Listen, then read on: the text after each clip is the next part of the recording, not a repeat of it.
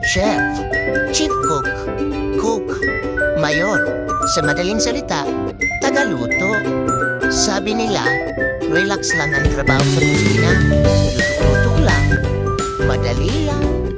Paano niya nasabi? Kayo nga, simple pagprito eh. Takot na agad sa tilapsik ng mantika. Paano na lang kami? Halos araw-araw, tinitiis ang tilapsik ng mantikang kumukulo sa balat namin.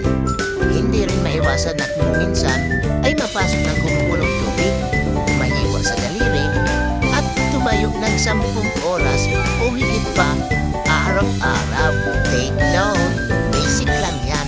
Ito talaga ang pinaka-challenge sa aming mga tagaluto lang. Ang mag-isip ng menu na kung saan ay mapapasaya namin yung mga masiselan, rich kid, at reklamador. Hindi lang yan. Paano pa kaya ang mapagkasya yung budget sa pagkain na kung saan ay walang masasayang? Ang hirap kaya yan kapag may reklamador. Yan ba yung sinasabi nyo na relax at madali lang?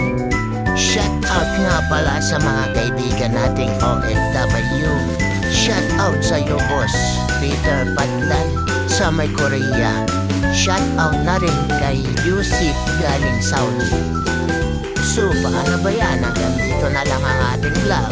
Sa muling pagkikita.